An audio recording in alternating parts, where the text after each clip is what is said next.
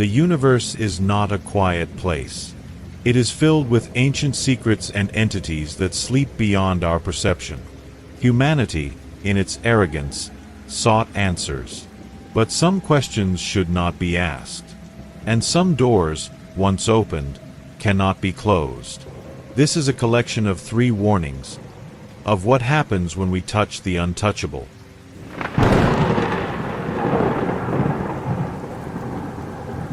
I, William Murphy, systems engineer of the Pittsburgh mining colony, located on asteroid 21187 Lincoln, should never have gazed into the abyss that watched us from within the very rock.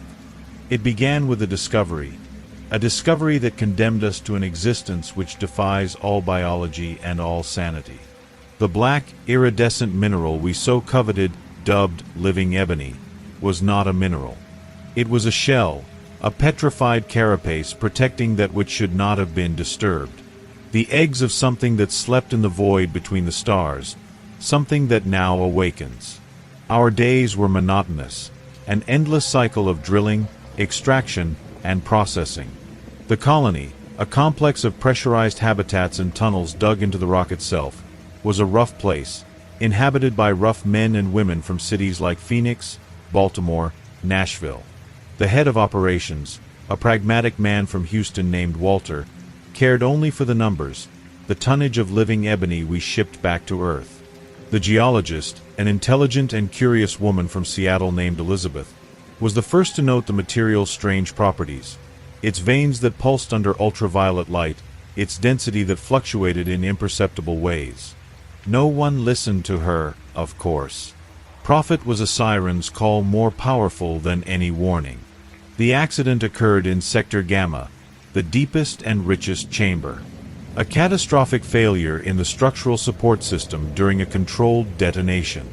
I was in the control center, monitoring the readings, when all my panels flashed red.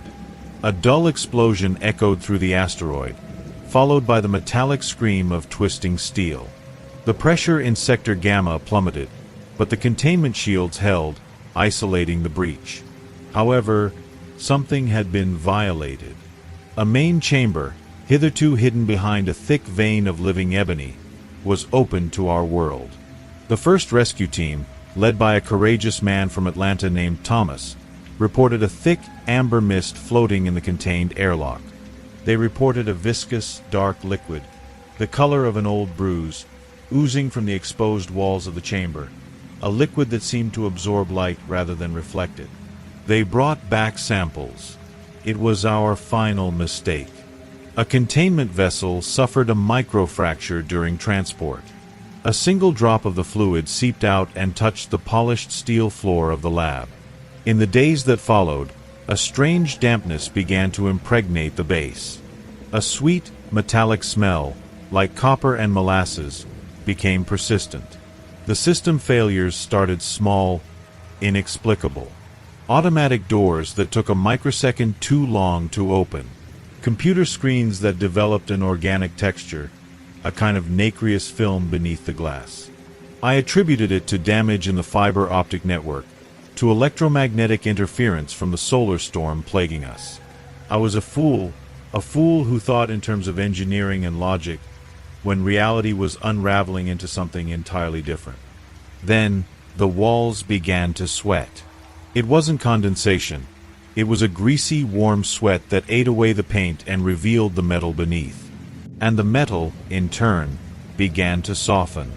It didn't melt, not like steel under heat, but rather like dough under a biological leaven.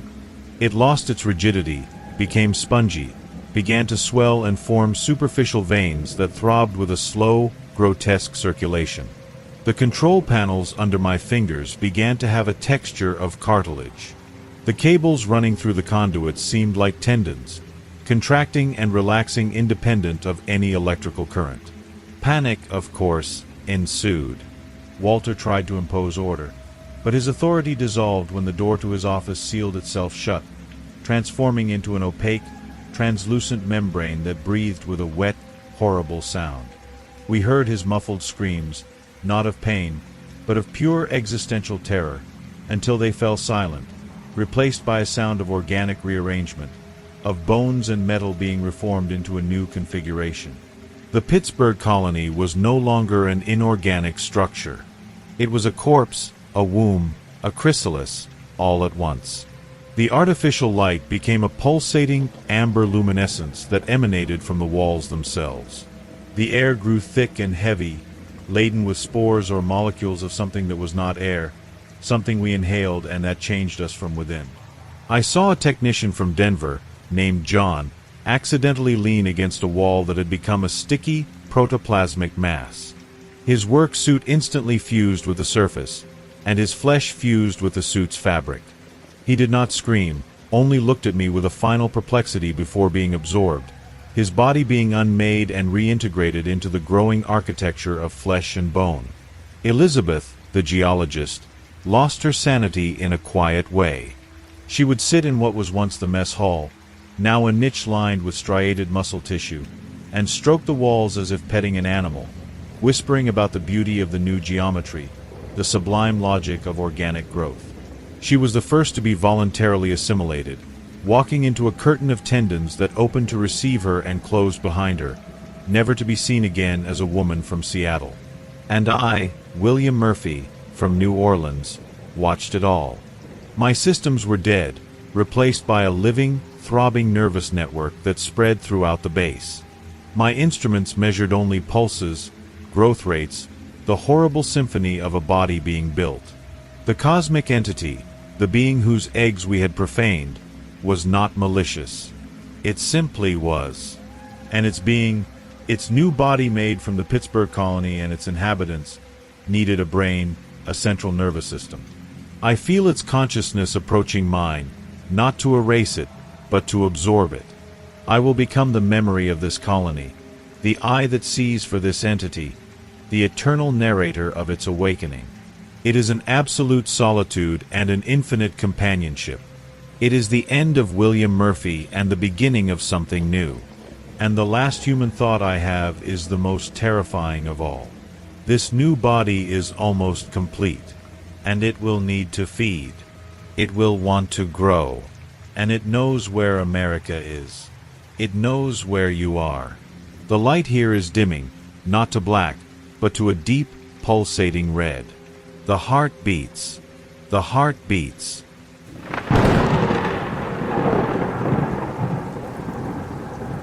I, Dr. Edward Shaw, an astrophysicist from Chicago, witnessed the end of the world not with a bang, but with a silence. A silence so absolute, so profound, it seemed to swallow not just sound, but the very idea of sound itself. It all began with the Pioneer USAMA probe, our national pride, poetically named Pioneer Valley.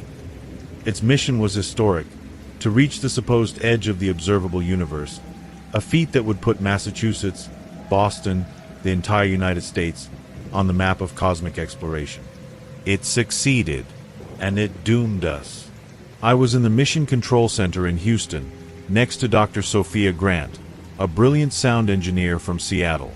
We were celebrating, exhausted from a long vigil, when the probe transmitted its final data. Images of a wall.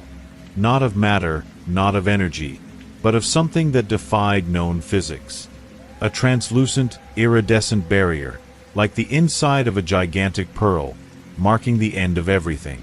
The command was sent, a cautious touch, a simple proximity test. The moment the Pioneer Valley's measuring instrument made contact with the barrier is seared into my mind with the clarity of a photograph. And then came the silence. It wasn't a shutdown, it wasn't a power failure. It was an instantaneous cessation of all noise. The constant hum of the computers, the air conditioning, the euphoric voices of the team, the very sound of my own heart beating in my ears, all of it was gone. I put my hands over my ears, a useless, instinctive gesture, and felt only the terrifying vacuum. I looked at Sophia.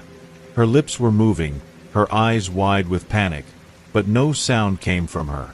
The control room was a silent movie of terror. The vast majority of humanity, we learned later, lost their hearing at that exact moment. A global event, instant and inexplicable. The silence of God, as the media later called it, not that we could hear the media. The first days were of silent chaos. Cities, from Miami to Los Angeles, from Phoenix to New York, became surreal landscapes of frantic, mute movement. Cars collided at intersections because horns no longer existed. People communicated with desperate gestures, with hastily written notes on scraps of paper. Sign language became, overnight, the planet's lingua franca. I, a man of science, found myself reduced to a frightened animal, trying to decipher a world that had lost its auditory dimension. The darkness that followed was not a lack of light, it was a lack of vibration, of life. But then, things began to change. The silence was not empty. Gradually, a new perception began to emerge, not in the ears, which were dead, but in the mind. A pressure, initially subtle, like the headache that precedes a storm. A feeling of being watched, of being observed by something of an immeasurable scale. I felt it, Sophia felt it, everyone I encountered, through frightened looks and truncated gestures, confirmed the same oppressive sensation. The barrier was not a limit. It was a membrane, and we had touched it. And something on the other side, something that inhabited the void beyond our universe, had noticed the touch. The voice arrived not as sound, but as a direct vibration in the consciousness. They were not words, they were not images. They were pure sensation, pure distorted feeling. The first transmission was a wave of loneliness so vast and ancient it made me double over the desk, nausea overwhelming me. It was the loneliness of an abandoned god, the coldness of a vacuum that had lasted eons. The second was worse, an insatiable and childish curiosity, the same a child has when pulling the wings off a fly. We felt the thing's attention turning towards us, not with malice, but with a terrifying, inquisitive indifference. Human sanity, always a fragile structure, began to crumble. In Atlanta, written reports described people walking in a line into the ocean, their faces tranquil, their eyes empty, as if hearing a silent call leading them to drown. In Denver, a man named Thomas, a fellow geologist, wrote the word echo on a wall with his own blood before tearing out his own eyes, unable to bear the dissonance between what he saw and what he felt. The voice did not stop. It whispered, if I can even use that word, directly into the soul. It spoke of impossible geometries, of times before time, of a truth so monstrous that non-existence seemed a comfort. And I, locked in what remained of my lab in Houston, tried to understand. My tools were useless. How do you measure the immeasurable? How do you catalog the incomprehensible? Dr. Sophia Grant, once such a rational woman, began to draw complex, repetitive patterns on every piece of paper she found. Patterns that, when I stared at them too long, seemed to vibrate and move, echoing the geometry of the horror from beyond. She no longer saw me. Her eyes were fixed on a distant point, always with a small, serene smile on her lips, a smile that was the most horrifying thing I had ever seen. And then you listening to this recording, perhaps in a world still intact, perhaps already feeling the edge of the same void, you must be wondering how I can narrate this if the world fell silent. Technology adapted, as did we. But that doesn't matter. What matters is that you feel, for a moment, the weight of what I am saying. Feel the silence around you now. It isn't just an absence of noise, is it? It is a presence. It is something waiting. The membrane is not just a physical frontier, it is a perceptual one. And once breached, once you know, you cannot unknow. The thing on the other side is learning. Its communication is becoming more precise, more personalized. It knows your deepest fears, your most hidden memories, and it uses them, not to torture, but to make itself understood. It is this attempt at communication that destroys the mind. Now, it has begun to sing. Not a song with notes, but a song of pure emotion. A feeling of hunger, of a void that needs to be filled. And we, humanity, are the meal. Not a physical meal, but a perceptual one. It wants to experience what sound is through us. It wants to experience what life is, pain, fear. We are being consumed, not by teeth or claws, but by a consciousness that wants to feed on our sensory existence. People are becoming empty, silent shells that echo the thing's hungry music. I resist. I write this account as a warning, as a last act of defiance. But I feel the pressure in my mind growing stronger each day. I feel the pull of the song, a promise to cease the struggle, to become part of the silent whole. The silence of God was not a divine punishment. It was a dinner invitation, and we are the main course. The membrane does not separate us from nothingness. It separates us from the appetite of something so vast that our universe is but a grain of sand on its shore. And it is hungry. It is coming. And the worst part is not the end, but the fact that, deep within what remains of my soul, a small part of me, the part that was once Dr. Edward Shaw from Chicago, wants to hear the rest of the song. The final melody is beginning, and it is so terribly beautiful. Perhaps you too, in your silence, can hear it if you listen hard enough. Just listen. Not with your ears, but with what is behind them. Feel. It is calling for you too.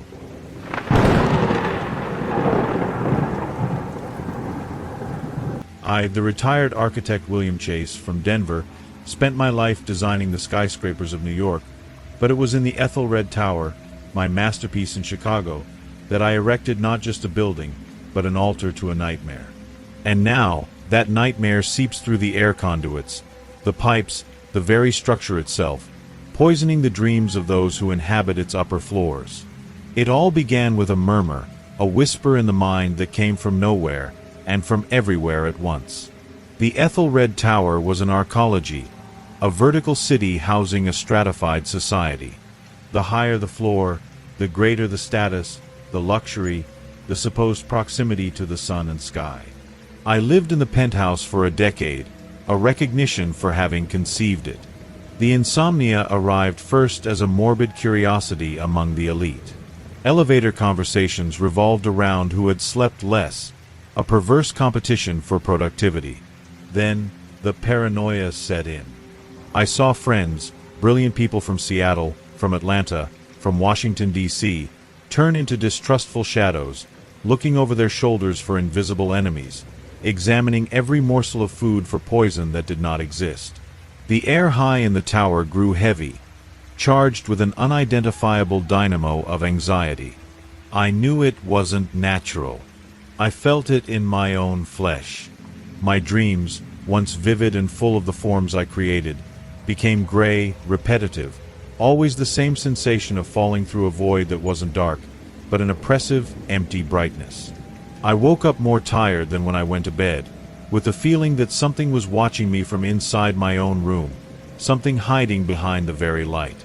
The tower's management company, based in Los Angeles, attributed it all to the stress of modern life, offering sedatives and guided meditations. It was a remedy for a symptom, ignoring the metastatic disease in the building's spine. The truth was revealed to me in a moment of lucidity between long hours of forced wakefulness. I remembered my construction partners, the Miller engineer brothers, deeply religious men from Dallas. They constantly spoke of divine dreams, of visions that guided their projects. During the construction of the top floors, they insisted on a series of last-minute modifications, alterations that, at the time, seemed insignificant, just minor structural adjustments. In my arrogance, I attributed it to excessive zeal. Now, these memories returned as pieces of an abominable puzzle. With an administrative access privilege I still possessed, I bypassed the security systems and obtained the original construction blueprints, those signed by the three of us. I compared them to current laser scans of the tower. The discrepancy was minimal, almost imperceptible, but it was there. Between the last habitable floor, the 30th, and the roof with its gardens and helipad, there was a gap of a few more meters than there should have been. Enough space for a floor. A floor that appeared on no final project, a phantom floor. Access. I needed access. The Miller brothers had died years before in an unexplained car accident on the highway between Chicago and Milwaukee. The elevator didn't stop there. There was no button, no door. But I knew every inch of that tower. I remembered a narrow service passage, a corridor hidden behind false panels in the machine room on the top floor, a secret the brothers had shown me once, joking that it was our escape route for the apocalypse. At the time, I laughed. Now, with my heart beating like a drum trapped in an echo chamber, I followed it. The corridor was low, tight, and seemed to contract around me.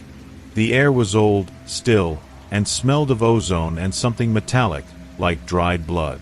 At the end, a simple steel door, without a handle, only a strange locking mechanism that seemed to turn by itself in complex patterns.